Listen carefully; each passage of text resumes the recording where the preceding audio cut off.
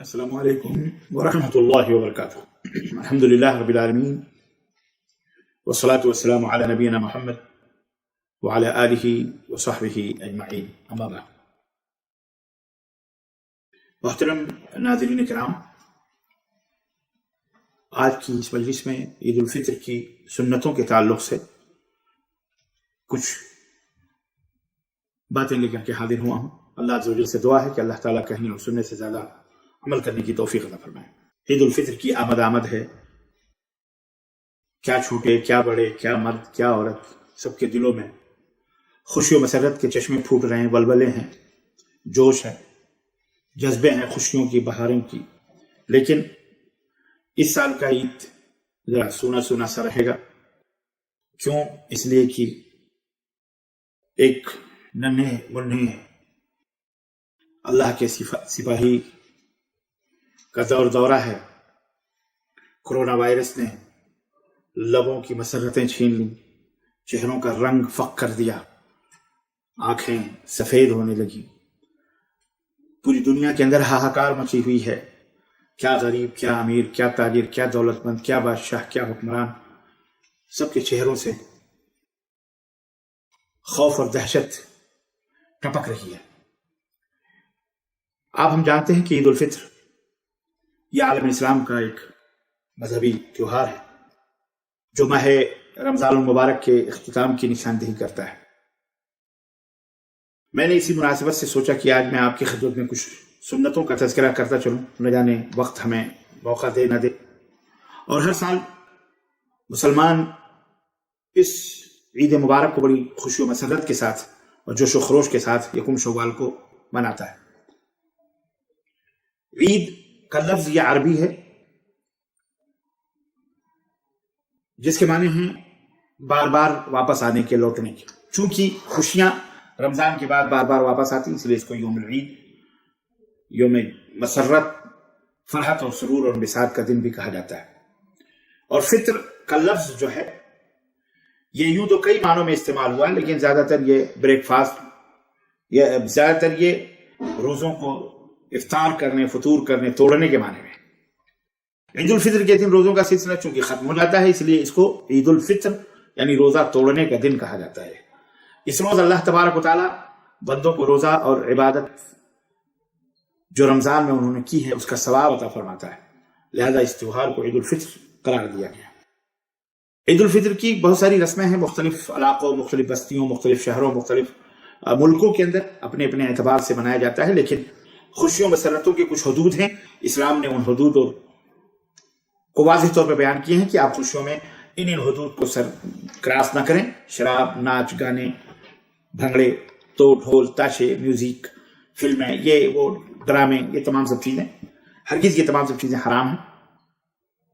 عید الفطر کی رسموں میں سے ایک بڑی معروف رسم ہے، لوگ بغل گیر ہوتے ہیں، ایک دوسرے کو بوسہ لیتے ہیں، ایک دوسرے سے مصافحہ کرتے ہیں، معانقہ کرتے ہیں۔ لیکن یاد رکھیے اس سال سنبھال کے، اس سال کسی سے مسافہ نہیں، اس سال کسی سے معانقہ نہیں، اس سال کسی معانقے کی تو جو بھی اسلام میں ایسی کوئی بات نہیں ہے کہ عید الفطر کے دن جو ایک رسم بنا لی گئی کہ معانقہ کریں، یہ اسلام میں نہیں ہے اس طرح سے۔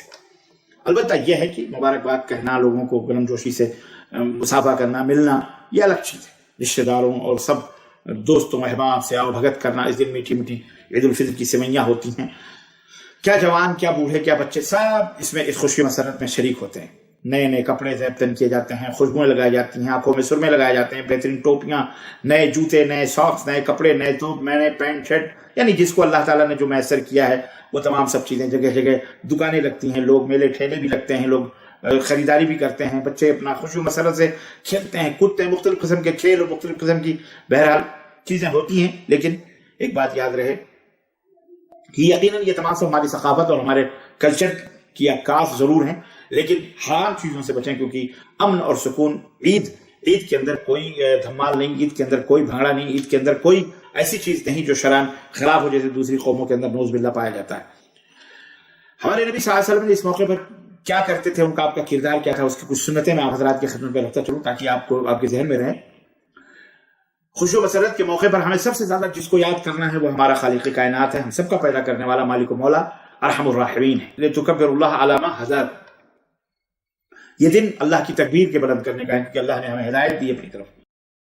تو عید الفطر کی سنتیں سب سے پہلی تو یہ ہے کہ عید کا چاند دیکھنے کے بعد میں وہیں سے تکبیرات شروع کر دینا چاہیے، تکبیرات عید، یعنی جس کو کہتے ہیں اللہ اکبر لا الہ الا اللہ واللہ اکبر وللہ الحمد۔ اسی طرح نماز عید الفطر سے پہلے، عیدگاہ جانے سے پہلے صدقہ فطر ادا کر دینا چاہیے۔ اور صدقہ الفطر کے بارے میں نے بتایا ہے کہ غلہ کھانے پینے کے جو آپ کھاتے ہیں وہ غریب و مسکینوں کو آپ عید کے دن بھی پہنچا سکتے ہیں، عید کی نماز سے پہلے پہنچا دیں، اور اس کے 2-3 دن پہلے بھی غریب و مسکینوں تک غلہ پہنچا سکتے ہیں۔ یاد رکھیے، جو شخص، بعض اہل علم یہ کہتے ہیں، اکثر جمہور علماء کا یہ فیصلہ ہے کہ اگر کوئی شخص پیسے سے پیسہ صدقہ فطر میں ادا کرتا ہے تو اس کا صدقہ فطر ادا نہیں ہوگا، اسے چاہیے کہ وہ غلہ ہی دے۔ اسی طرح عید کے دن اچھے لباس پہننا، اچھے سے مراد یہ نہیں کہ نئے ہی ہوں، کوئی بھی صاف ستھرے کپڑے اچھے پہننا، نیا ہو تو الحمدللہ، غسل کرنا، مسواک کرنا اور اچھے لباس پہننا، خوشبو لگانا، عید الفطر جانے سے پہلے، نماز جانے سے پہلے تاخ کھجورے یا کوئی میٹھی چیز کھا کے جانا۔ اسی طرح نماز عید الفطر کے لیے عیدگاہ جانا، اسی طرح سے عیدگاہ پیدل جانا، لیکن اگر دور ہے تو سواری سے، گاڑی سے، موٹر سے جا سکتے ہیں۔ اپنے دوست احباب کو لے کر کے ساتھ میں عیدگاہ جانا، اپنے گھر والوں کو لے کر کے جانا، گھر سے عیدگاہ جانے تک تکبیرات کہنا، جب جائیں تو تکبیرات میں اللہ اکبر لا الہ الا اللہ اللہ اکبر وللہ الحمد۔ اسی طرح نماز عید الفطر کے لیے ایک راستے سے جانا اور دوسرے راستے سے واپس آنا، اسی راستے سے واپس آنا، یہ سنت ہے، کوئی فرض اور واجب نہیں ہے، اگر مجبوری ہے تو بات الگ ہے۔ اسی طرح عید الفطر کی مبارکباد دینا لوگوں کو، تقبل اللہ منا ومنکم، تقبل اللہ منا ومنکم، اللہ تمہاری طرف سے بھی اور ہماری طرف سے بھی اس کو قبول فرمائے۔ عزیزان گرامی، یہ خوشیوں کا دن ہوتا ہے، یہ خوشیوں کا دن ہے، اس دن روزہ رکھنا حرام ہے، اس دن روزہ رکھنا منع ہے، اور یہ دن کھانے پینے اور اللہ کی بزرگی اور بڑائی بیان کرنے کا، خوشی کے اظہار کے لیے چاند رات ہی سے مساجد اور بازاروں اور گلیوں اور کوچوں کے اندر تکبیرات جو ہے مسلمان شروع کر دیتے ہیں، جو ایک شعار ہے اسلام کا۔ اور نماز عید سے پہلے، جیسا کہ میں نے بتایا، فطرانہ ادا کر دینا، غلاموں کے، نوکروں اور گھر والے، بچے چھوٹے، سب کی طرف سے ادا کرنا ہے۔ ایون اگر آپ کے گھر مہمان آیا ہے تو مہمان کی طرف سے بھی آپ کو ادا کرنا چاہیے۔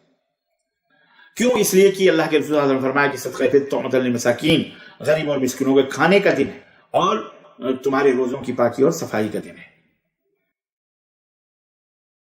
عید کی 2 رکعتوں سے پہلے کوئی نماز نہیں، فجر کے بعد ہی کوئی نماز نہیں ہے، سمجھ رہے ہیں؟ عید کی 2 رکعتوں سے پہلے اور بعد میں بھی کوئی نفلی نماز نہیں ہے۔ اور نماز عید کی ادائیگی کے لیے صرف مرد ہی نہیں بلکہ عیدگاہ میں، چاہے وہ مسجد میں ہو چاہے میدان میں ہو، عورتوں کو بھی جانے کا حکم ہے، لے جانے کا حکم ہے، اور یہ حکم جوان، کنواری، پردہ نشین سب خواتین کو، یہاں تک کہ ایک عیدگاہ جانا، یہاں تک کہ کسی صحابیہ نے کہا اللہ کے نبی ہمارے درمیان حیض اور نفاس والی عورتیں، آپ نے فرمایا انہیں بھی عیدگاہ جانا چاہیے، اہتمام کرنا چاہیے۔ یہ اور بات ہے کہ وہ عیدگاہ کے باہر نماز نہیں پڑھیں گی، البتہ مسلمانوں کی دعاؤں میں وہ شریک رہیں گی، اللہ کی تسبیح بیان کریں گی، اللہ کی تحمید بیان کریں گی۔ اور اگر کسی وجہ سے نماز عید چھوٹ جائے تو اپنے گھروں میں بچوں کو لے کر کے 2 رکعت نماز اسی تکبیرات، جیسا کہ ہم نے آپ کو بتائی ہیں، یہ تکبیرات کا عید کی نماز پڑھنے کا طریقہ بتلایا ہے، اسی حساب سے ادا کر لیں۔ عزیزان گرامی، عید کا دن محبتوں کا، شفقتوں کا، پیار کا، مسلمانوں کی باہمی ملاقات کا اور آپسی محبت بڑھانے کا ذریعہ ہے۔ صحابہ کرام ایک دوسرے سے ملتے تھے تو دعا کرتے تھے تقبل اللہ منا ومنکم، اس لیے آپ بھی اس کو جاری رکھیں۔ اور یہ چند سنتیں میں نے آپ حضرات کی خدمت میں رکھی ہیں، اللہ عز و جل کہنے والے کو بھی اور سننے والوں کو بھی عمل کرنے کی توفیق عطا فرمائے، آمین یا رب العالمین۔ وصلی اللہ علی نبینا محمد وعلی آلہ وصحبہ اجمعین، والسلام علیکم ورحمۃ اللہ وبرکاتہ۔